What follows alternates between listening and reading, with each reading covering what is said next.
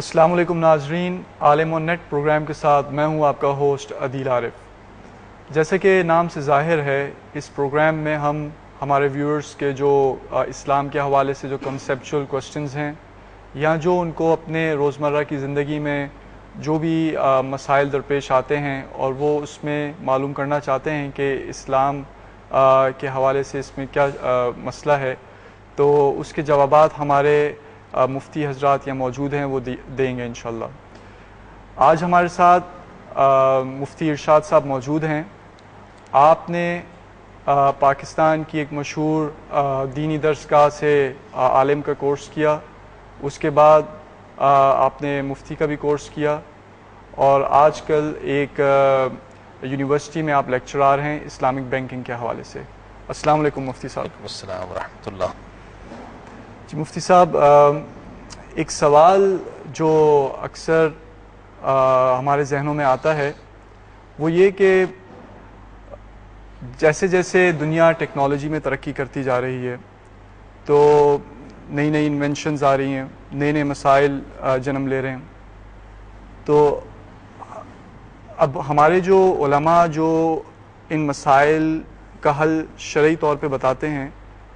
تو اس کی کیا سورسز ہیں، وہ کس طریقے سے اس کا فیصلہ دیتے ہیں؟ بسم اللہ الرحمن الرحیم، نحمدہ و نصلی علی رسول الکریم۔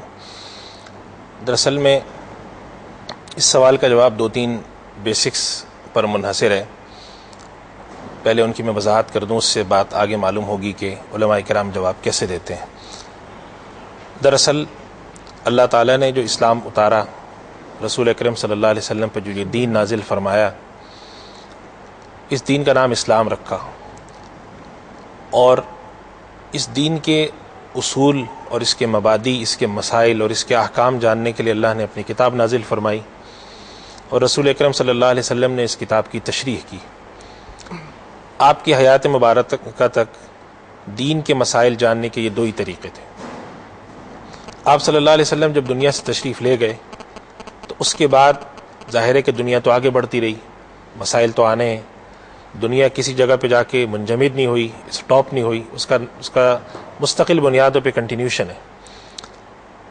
تو پھر اس کے بعد علماء نے یہ محسوس کیا، اس دور کے جو تابعین تھے، تبع تابعین تھے اور کبار صحابہ تھے، کہ اللہ کے رسول صلی اللہ علیہ وسلم تو دنیا سے تشریف لے گئے، تو اب تو نہ قرآن کریم نازل ہو سکتا ہے، نہ وحی آ سکتی ہے۔ چنانچہ اب ہمارے پاس جو کچھ بھی بچتا ہے دین کے علم حاصل کرنے کے لیے وہ یہی چیزیں ہیں۔ تو یہاں سے جو پہلی بنیادی بات معلوم ہوئی وہ یہ کہ دین کے معاملات، دین کے مسائل عقائد کے رخ پر ہوں، عبادات کے رخ پر ہوں، معاشیات کے رخ پر ہوں، سوشل ہوں، اکنامی کے کوئی سے بھی ہوں، ان کے لیے بنیاد ہمارے لیے اللہ کا اتارا ہوا قرآن کریم اور رسول اکرم صلی اللہ علیہ وسلم کی احادیث ہیں۔ احادیث کو قرآن کریم کے ساتھ اس لیے ہم جوڑ کے رکھتے ہیں کہ اللہ تعالیٰ نے قرآن کریم میں تو بہت بیسک اور بہت ہی جنرل احکام اتارے ہیں، حتیٰ کہ بہت سے احکام قرآن کریم میں ایسے ہیں جن کی تفصیلات ہمیں قرآن میں نہیں ملتی۔ خود قرآن کریم میں اللہ تعالیٰ نے جو نماز کے اوقات بتائے ہیں وہ اشارتاً بتائیں، اس میں تفصیل نہیں ہے کہ کس وقت نماز کا وقت شروع ہوگا، کب ختم ہوگا۔ نماز میں قیام کا بتایا گیا، کھڑا ہونا، کھڑے ہونے کے 20 طریقے ہیں۔ حدیث اس بات کی وضاحت کرتی ہے کہ کھڑے ہونے کا کون سا طریقہ اللہ کو پسند ہے۔ تو پہلی بات تو یہ ہے کہ قرآن ہمارے لیے سورس ہے، اس کے بعد ہمارے لیے احادیث ہیں جو کہ قرآن کریم کی تشریح کا کردار ادا کرتی ہیں، ایکسپلینیشن کا۔ اور رسول اکرم صلی اللہ علیہ وسلم کی دنیا سے تشریف لے جانے کے بعد چونکہ اب نہ قرآن کریم میں اضافہ ہو سکتا ہے نہ احادیث میں، تو اب جو بعد میں آنے والے مسائل ہیں ان کا حل نکالنے کا کیا طریقہ اختیار کیا جائے، تو وہ جو طریقے اختیار کیے گئے وہ دو طریقے اختیار کیے گئے۔ ایک کا نام اصول فقہ کے علماء نے رکھا اجماع، اور دوسرے کا نام رکھا ہے قیاس۔ اجماع کا مطلب کنسنسس اور قیاس کا مطلب انالوجی، اور یہ دونوں طریقے وہ ہیں جن کا ذکر ہمیں احادیث میں اور اجماع کا ذکر ہمیں قرآن کریم میں ملتا ہے۔ تو احادیث سے ہمیں خود معلوم ہوتا ہے ایک واقعہ جس سے ہمیں یہ بات ثابت ہوتی ہے، میں آگے چل کے ذکر بھی کروں گا، کہ دین کے مسائل کا حصول جو ہے، یہ دین کے بارے میں معلومات حاصل کرنے کے لیے ہمارے پاس جو ذرائع ہیں وہ قرآن اور حدیث کے علاوہ کیا ہیں۔ تو اسی وجہ سے اصول فقہ کے علماء نے اور امت کا اس مسئلے پہ اجماع ہے کہ قرآن کریم اور احادیث کے بعد دو اور سورسز ہیں جن سے ہم دین کو ثابت کرتے ہیں۔ دین کے احکامات نکالے جاتے ہیں. ایک سورس کہلاتی ہے اجماع، دوسری کہلاتی ہے قیاس. چنانچہ جب ہم کوئی مسئلہ بتاتے ہیں تو مسئلہ بتانے کے لیے ہم ان سورسز میں سے چیزیں نکالنے کی کوشش کرتے ہیں، اور طریقہ اس کا یہ ہوتا ہے کہ اگر قرآن کریم میں ذکر نہیں ملتا تو احادیث میں نہیں ملتا،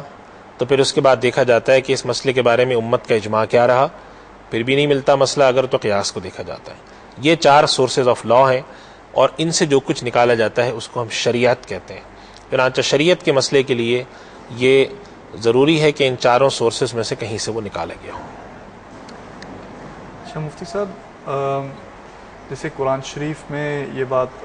قرآن شریف میں اکثر جگہوں پہ یہ بات آیت آئی ہے کہ قرآن شریف نصیحت کے لیے کافی ہے، تو بعض حضرات کا یہ بھی کہنا ہے کہ جب یہ نصیحت کے لیے کافی ہے تو ہم حدیث کی طرف کیوں ریفر کرتے ہیں؟ اصل میں دیکھیں، اس بات کو غلط سمجھا جاتا ہے. ہمیں دیکھنا یہ کہ اللہ تعالیٰ نے قرآن کریم میں الفاظ کیا استعمال فرمایا. قرآن کریم اللہ نے فرمایا وَلَقَدْ يَسَّرْنَا الْقُرْآنَ لِلذِّكْرِ، ہم نے قرآن کریم کو آسان کیا ہے ذکر کے لیے، نصیحت کے لیے. فَهَلْ مِن مُدَّكِرٍ، کوئی ہے سمجھنے والا؟ اگر قرآن کریم کے آسان کرنے کا مطلب ہوتا کہ اس کے اندر ساری باتیں ہر شخص کے لیے بڑی آسان ہے، مسئلے اس میں سے نکال لے، تو تیسرے پارے میں اللہ سبحانہ و تعالیٰ یہ بات نہیں فرماتے کہ ہم نے قرآن کریم میں جو آیات نازل کی ہیں کچھ ان میں سے متشابہات بھی ہیں. تو اس کا مطلب یہ ہوا کہ قرآن کریم میں بعض آیات ایسی ہیں جن کا تعلق متشابہات سے ہے، یعنی وہ آیات جن کے معنی اور مفہوم متعین نہیں ہیں، ان کو سمجھنے میں انسان کو محنت لگے گی. لیکن ان تمام چیزوں کے باوجود اللہ تعالیٰ نے جو خصوصیت بیان فرمائی قرآن کریم کی وہ یہ کہ نصیحت حاصل کرنے کے لیے آسان ہے. حتیٰ کہ اللہ تعالیٰ نے اس میں اتنی سادہ مثالیں دی ہیں کہ مشرکین مکہ نے ایک زمانے میں اعتراض کر دیا تھا کہ تمہارا قرآن ہے تو بہت اچھا، مگر اس کے اندر مکھی کا بھی ذکر آتا ہے، مچھر کا بھی ذکر آتا ہے، یہ کیا مثال ہے؟ تو اللہ تعالیٰ نے سورۃ البقرہ میں آیت اتاری ان اللہ لا یستحی ان یضرب مثلا ما بعوضۃ فما فوقھا. اللہ کو اس معاملے میں کوئی شرم، کوئی حیا نہیں ہے کہ وہ مچھر کی ہے اس سے بھی کوئی اونچی چیز ہے نیچی چیز کی مثال دے. یعنی کہنے کا مقصد یہ تھا کہ اس چیز کو امت کے لیے، مسلمانوں کے لیے قابل فہم بنانے کے لیے اللہ نے بہت سادہ مثالیں دیں. چنانچہ علماء نے لکھا ہے کہ قرآن کریم کے اندر جو اللہ نے نصائح اور مثالیں رکھی ہیں وہ اس شخص کے لیے بھی کافی ہیں جو پہاڑ پہ رہتا ہوں اور جس کا گزر بسر صرف یہ ہو کہ چند بکریاں پال رکھی ہوں، ان کو چراتا ہو، ان کے دودھ پہ گزارا کرتا ہو، 4-5 اس کے خاندان کے لوگ ہیں، باقی دنیا سے رابطہ اس کا کٹا ہوا ہے، اس کے لیے بھی یہ کافی ہے. اور اس شخص کے لیے بھی جو دنیا کے اندر ہجوم کی زندگی بسر کرتا ہو، ہزاروں لاکھوں لوگوں میں گزارا کرتا ہو. اس لیے کہ اللہ تعالیٰ نے جو نصیحت کے لیے کتاب اتاری، تو ایک تصور اس میں عیسائیت کا بھی رد ہوتا ہے، اور وہ رد یہ ہوتا ہے کہ ان کے یہاں تصور یہ تھا کہ کتابوں کی تشریح اور یہ سب چیزیں کرنے کا اختیار تو بس اب ختم ہے، مشکل چیزیں ہیں اس میں. اللہ تعالیٰ نے نصیحت کے لیے اس کو آسان کر دیا. یہ بنیادی طور پہ اس کا مقصد ہے. اچھا مفتی صاحب، میں یہ چاہوں گا کہ آپ تھوڑا قیاس اور یہ اجماع، یہ جو 2 ٹرمینالوجیز ہیں، ان کو ذرا مزید ایکسپلین کریں کہ یہ بیسکلی یہ کیا ہیں. دیکھیے، رسول اکرم صلی اللہ علیہ وسلم کی ایک حدیث ہے جس سے ہمیں معلوم ہوتا ہے کہ یہ دونوں چیزیں کیا ہیں، اور وہ ہمارے لیے بہت ہی گائیڈنگ پرنسپل ہے. رسول اکرم صلی اللہ علیہ وسلم نے اپنے مشہور صحابی حضرت معاذ ابن جبل رضی اللہ تعالیٰ عنہ، آپ نے اپنی حیات مبارکہ میں ان کو یمن کا قاضی بنا کر بھیجا. تو یمن ظاہر مدینہ منورہ سے دور تھا، آج بھی دور ہے، تو اس زمانے میں تو اونٹوں کے سفر کے لحاظ سے بہت دور تھا. تو رسول اکرم صلی اللہ علیہ وسلم نے ان سے سوال کیا کہ جب تمہارے پاس قاضی ہو، تم فیصلہ کرنے کے لیے لوگ تو تمہارے پاس آئیں گے، تو تم کیا کرو گے؟ تو انہوں نے عرض کیا کہ اے اللہ کے رسول، میں سب سے پہلے اللہ کی کتاب میں تلاش کروں گا. پھر رسول اکرم صلی اللہ علیہ وسلم نے فرمایا کہ اچھا اگر اس میں نہ ملے؟ تو انہوں نے عرض کیا یا رسول اللہ، آپ کے فرامین میں تلاش کروں گا، یعنی جو آپ نے فرمایا ہو. کوئی ایک لفظ ہے قرآن کریم میں سمجھ میں نہیں آ رہا تو آپ نے کوئی تشریح فرما دی اس کی، اور آپ نے فرمایا کہ پھر بھی نہ ملے، تو انہوں نے عرض کیا کہ اللہ کے رسول، پھر میں اپنی رائے سے کوئی فیصلہ کروں گا. تو رسول اکرم صلی اللہ علیہ وسلم نے اس بات پر ان کو شاباش دی اور اللہ کے شکر کے طور پہ یہ الفاظ فرمائے کہ الحمدللہ الذی وفق رسولہ لما یحبہ ویرضاہ، کہ اللہ کا شکر ہے جس نے اپنے رسول کے نمائندے کو اس چیز کی توفیق دی جس چیز سے اللہ خوش ہے اور اس کو اللہ پسند کرتا ہے۔ تو یہاں سے ایک اصول نکالا علماء کرام نے کہ قرآن کریم نے کا اسلوب جو ہے وہ جمود کا نہیں ہے، یعنی اگر رسول اکرم صلی اللہ علیہ وسلم کو منع فرمانا ہوتا اس دن منع فرما دیتے، اور آپ فرماتے کہ نہیں معاذ یہ کام نہیں کرنا، اگر تمہیں کوئی چیز نہیں معلوم تو تم مدینہ بھیج کے معلوم کرانا، آپ نے نہیں فرمائی بات۔ تو یہاں سے علماء نے ایک مسئلہ نکالا ہے، اور وہ مسئلہ یہ ہے کہ قرآن کریم اور اللہ کے رسول صلی اللہ علیہ وسلم نے جو احکامات خود بیان فرمایا اپنی زبان مبارک سے اور اللہ کی کتاب، ان کے احکامات ڈائنمک ہیں۔ یعنی ڈائنمک کا مطلب یہ ہے کہ زمانے کے اندر جو تبدیلیاں آتی ہیں ان کے لحاظ سے ان کے اندر تبدیلیاں آ سکتی ہیں، بشرطے کہ اصول کو نہ توڑا جائے۔ یہ بات جو میں عرض کر رہا ہوں اصول کو نہ توڑا جائے، یہ بہت اہم ہے۔ یعنی اصول کے توڑنے کا مطلب یہ ہے کہ آپ نے ایک اصول سیٹ کر لیا پہلے کہ بھئی ہم اس اصول کے تحت کام کریں گے، اور 3 مہینے بعد آپ نے دیکھا کہ بھئی اس اصول کے تحت کام کرنے میں مشکل پیش آ رہی ہے، تو آپ نے اس اصول کے تحت کام کرنے میں مشکل پیش آنے کی وجہ سے آپ نے اس اصول کو ہی بریک کر دیا، توڑ دیا آپ نے۔ یہ چیز غلط ہے۔ تو اس حدیث سے، اور پھر اس کے علاوہ رسول اکرم صلی اللہ علیہ وسلم کی ایک اور حدیث ہے جو ہمارے لیے بہت بڑا سبق ہے، جس میں آپ صلی اللہ علیہ وسلم کا ارشاد ہے، جس کا مفہوم یہ ہے کہ اگر کوئی شخص دین کا مسئلہ حاصل کرنے کے لیے کوئی کوشش کرتا ہے، اجتہاد کرتا ہے، اور اس سے غلطی ہو جاتی ہے تو پھر بھی اللہ اس کو ایک نیکی دیتے ہیں، اور اگر اس سے اجتہاد کے مطابق صحیح بات تک پہنچ جاتا ہے تو اللہ 2 چیز کا ثواب دیتے ہیں۔ تو جس آدمی سے غلطی ہے اس کو ایک نیکی کا ثواب اس لیے ملتا ہے کہ کم از کم اس نے کوشش کی، اور وہ آدمی جس سے غلطی نہیں ہوئی، صحیح بات تک پہنچی، اس کو 2 کا ثواب اس لیے ملتا ہے کہ کوشش بھی کی اور صحیح بات تک بھی پہنچا۔ تو ان 2 احادیث کی روشنی میں علماء کرام نے ایک اصول دریافت کیا، اور وہ دریافت کیا کہ اگر کوئی معاملہ دین میں موجود نہیں، ذکر نہیں ملتا کسی معاملے کا، تو اس کا حل کا طریقہ یہ ہوگا کہ اس معاملے کو قیاس کے ذریعے حل کیا جائے، ایک چیز۔ دوسری چیز، اللہ تعالیٰ نے قرآن کریم میں ایک جگہ ہی فرمایا ہے کہ جو لوگ اللہ کے رسول سے جھگڑتے ہیں اور اس راستے سے ہٹ کے چلتے ہیں جو مومنین کا ہے، وَمَن يُشَاقِقِ الرَّسُولَ مِن بَعْدِ مَا تَبَيَّنَ لَهُ الْهُدَىٰ وَيَتَّبِعْ غَيْرَ سَبِيلِ الْمُؤْمِنِينَ۔ اس جملے کا مطلب، اس پر علماء نے، مفسرین نے بہت تحقیق کی کہ سبیل المؤمنین سے کیا مراد ہے، تو اس نتیجے پر پہنچے کہ اس سے مراد ہے وہ راستہ، وہ طریقہ جو کہ مسلمانوں کا ہوتا ہے۔ اور یہی وجہ ہے کہ امام مالک رحمۃ اللہ علیہ، جو کہ ایک بہت بڑے مسلمانوں کے امام ہیں، مسلمانوں کے جو 4 امام سمجھے جاتے ہیں، حضرت امام ابو حنیفہ، امام شافعی، امام مالک اور امام احمد بن حنبل، ان میں امام مالک رحمۃ اللہ علیہ جو ہیں مدینہ منورہ میں رہے ہیں، اور بہت بڑا مرتبہ ان کا، حدیث کے ائمہ میں سمجھے جاتے ہیں۔ ان کے یہاں باقاعدہ امت کا جو عمل تھا، صحابہ اکرام کا طریقہ کار، وہ ان کے یہاں ایک سورس آف لا تھا۔ وہ یہ کہا کرتے تھے صحابہ نے کسی کام کو اگر کیا ہے کس طریقے سے، تو اس کا مطلب ہے یہ تو اللہ کے نبی کی تربیت یافتہ لوگ ہیں، تو ان کا کرنا کسی چیز کا اتفاق سے،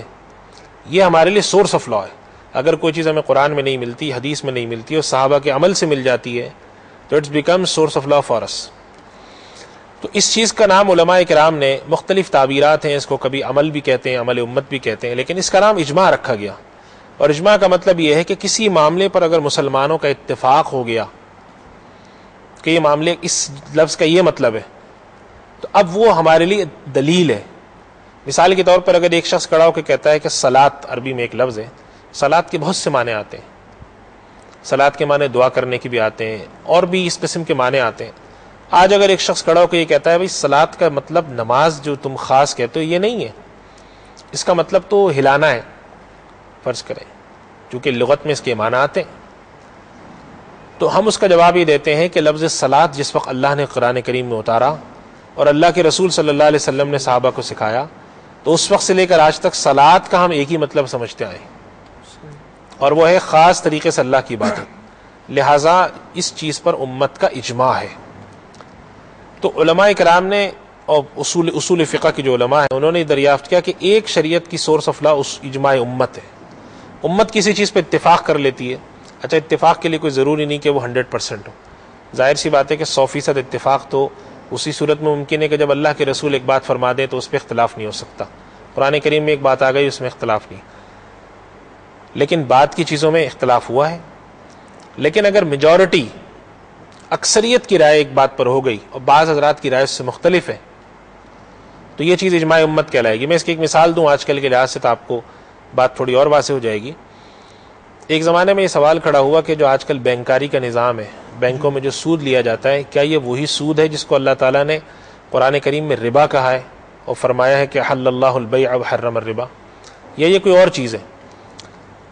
تو اس زمانے میں کافی تحریریں آئیں. کچھ لوگوں نے لکھا نہیں بھائی یہ وہ سود الگ چیز تھا, یہ الگ چیز ہے, وہ الگ چیز ہوتی تھی, وہ انفرادی طور پہ لیا جاتا تھا, یہ کاروباری ہے, قرضے ہیں وغیرہ وغیرہ تعویلات پیش کی. لیکن پچھلے 70-80 تک یا قریباً 50 آپ سمجھیں کہ 100 سال کے قریب ہو گئے ہیں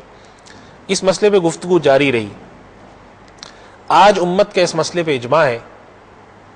کہ بینک میں جو سود لیا جاتا ہے یہ اس کی ایک قسم ہے جو اللہ تعالیٰ نے قرآن میں حرام قرار دیا. چنانچہ آج اگر ایک آدمی آپ کو کہتا ہے کہ بھئی فلاں علاقے کے کوئی عالم ہیں جنہوں نے یہ فتویٰ دیا ہے کہ بینک کا نظام سود پر نہیں چلتا, یا مصر کے کسی عالم کا حوالہ دے دیں وہ, تو ہم اس کو رد اس بات پہ کرتے ہیں کہ امت کا اجماع اس بات پہ ہو چکا ہے. اور اجماع کے لیے کوئی ضروری نہیں کہ 100% میجورٹی ہو, 99% بھی ہوتی ہے, 95% بھی ہوتی ہے. کچھ حضرات ہیں جو اس سے اختلاف رکھتے ہیں اکثریت کی رائے, یہ چیز کہلاتی ہے اجماع. اور اس کے بعد آ جاتا ہے قیاس. قیاس ایک بہت اہم چیز ہے, اور اسلام کا جو ایک تصور اجتہاد کا ہے,